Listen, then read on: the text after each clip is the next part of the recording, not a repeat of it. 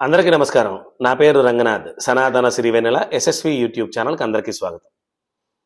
మనం విష్ణు సహస్రనామం నేర్చుకునే సిరీస్లో భాగంగా ఈరోజు 5వ వీడియోతో 9, 10 శ్లోకాలని మీ ముందుకు తీసుకొస్తున్నాను. 9వ శ్లోకం ప్రారంభం ఈశ్వరో విక్రమీ ధన్వి అని ఉంటుంది. అది ఓపెన్ చేసి పెట్టుకోండి.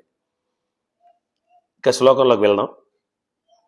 ఈశ్వరో విక్రమీ ధన్వి మేధావి విక్రమక్రమః అనుత్తమో దురాదర్శః కృతజ్ఞః కృతిరాత్మవాన్ సురేశః శరణం శర్మ విశ్వరేతా ప్రజాభవః అహః సంవత్సరో వ్యాళః ప్రత్యయః సర్వదర్శనః.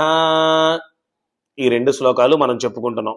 ఇక మనం దాని పదచ్ఛేదానికి వస్తే ఈశ్వర విక్రమీ ధన్వి మేధావి విక్రమ క్రమ అనుత్తమ దురాదర్శ కృతజ్ఞ కృతిరాత్మవాన్ కృతి ఆత్మవాన్ సురేశ శరణం శర్మ విశ్వరేత ప్రజాభవ అహ సంవత్సర వ్యాళ ప్రత్యయ సర్వదర్శన.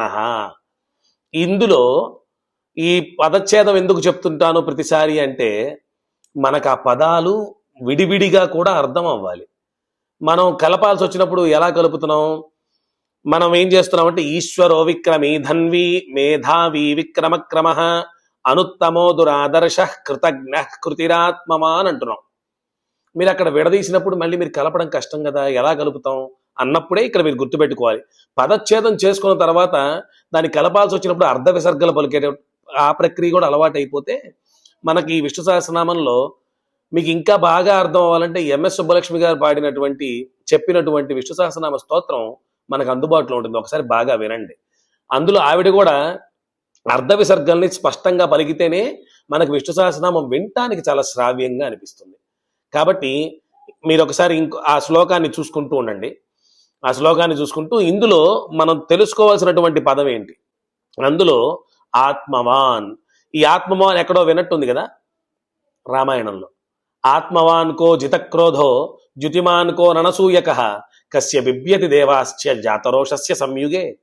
నారద మహర్షిని అక్కడ నారదుడికి వాల్మీకి మధ్యలో వచ్చేటటువంటి వాళ్ళిద్దరి సంభాషణలో మధ్యలో వచ్చేటటువంటి మాట. అసలు ఈ ఆత్మవాన్ అన్నదానికి ఉండేటటువంటి అర్థం ఏంటంటే తనదైనటువంటి గొప్పతనం ఏదైతే ఉందో దాని మీద స్థిరీకృతంగా నిలబడేటటువంటి వాడు. మరి ఆత్మవాన్ అని శ్రీ మహావిష్ణువుని అంటే ఓకే, రామచంద్రమూర్తిని ఎలా అన్నారు? అప్పటికి ఇంకా రామాయణం రాస్తున్నారు కదా, ఆ రామచంద్రమూర్తిని ఎలా అన్నారు? ఏ ఉద్దేశంతో తనకు ఉండేటటువంటి గొప్పతనం మీద ఎప్పుడు స్థిరంగా నిలబడేటటువంటి వాడు అన్న మాట ఎందుకు వచ్చింది అంటే సత్యధర్మాల్ని 2 పాదాలు చేసుకొని నడుస్తూ 11 దశవర్ష సహస్రాని దశవర్ష శతానిచ 11,000 సంవత్సరాలు రాజ్యం చేసినటువంటి రామచంద్రమూర్తి ఆయన ధృతి ధర్మం స్థిరీకృతంగా ఒకదాని మీద ఉంటుందని చెప్పడానికంటే వేరే అర్థమే ఉంటుంది. ఆత్మవాన్ అన్నదానికి అక్కడ తీసుకున్న దానికి కారణం అదే విష్ణు సహస్రనామంలో కూడా మనకు కనబడుతుంది. ఇక్కడ ఆత్మవాన్ అంటే మళ్ళీ రామచంద్రమూర్తి అనే అర్థం కాదు. మరి శ్రీ మహావిష్ణువు దేని మీద నిలబడి శాశ్వతంగా ఉంటాడు ఆయన అంటే తనకు ఉండేటటువంటి గొప్పతనం ఏదైతే ఉందో దాని మీదే స్థిరంగా నిలబడతాడని చెప్పుకుంటున్నాం కదా. ఆ గొప్పతనం ఏంటి అంటే సృష్టి స్థితిలయ కారణాలలో ఉండేటటువంటి ప్రతి విషయంలోనూ ఆయన న్యూట్రలైజ్డ్గా ఉంటాడు. అంటే మంచి చెడు మధ్యలో ఉంటాడు ఆయన. నువ్వు మంచి చేసినా చెడు చేసినా మంచికి మంచి ఫలితం, చెడుకు చెడు ఫలితం. అలా కాకుండా నువ్వు నా నామాన్ని చెప్పావు కాబట్టి నీకు కొంచెం ఇస్తాను రారా అని ఎప్పుడు తీసుకెళ్ళడం.